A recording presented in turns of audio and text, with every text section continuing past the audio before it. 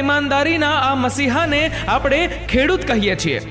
મિત્રો, દિવસમાં 3 ટાઈમનું જમવાનું મળી રહેતું હોય ને તો ભગવાનને પછી પણ પહેલા ખેડૂતને યાદ કરજો કે જેના ખેતરમાંથી આ અન્ન આવ્યું હતું। પ્રાર્થના કરજો કે જે ખેડૂત તમારા સુધી અન્ન પહોંચાડે છે તો એના છોકરાઓ ક્યારેય ભૂખ્યા ના સૂવે। પોતાની પરવા કર્યા વગર તે દિવસ રાત અન્ન ઉગાડે છે।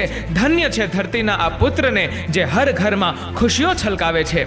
વાત સમજમાં ક્યારેય ના આવી કે અનાજ દિવસે ને દિવસે મોંઘું થતું જાય છે, પણ એને ઉગાડવા વાળો ખેડૂત દિવસે ને દિવસે ગરીબ થતો જાય છે। ભગવાનનો ન્યાય કેવો અજીબ છે।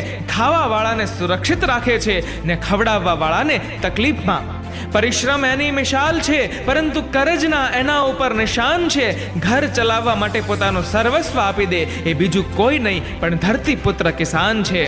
એક ખેડૂતનું જીવન સૌથી આદર્શ હોય છે, જેમાં પરિશ્રમ, ત્યાગ અને સંતોષ હોય છે।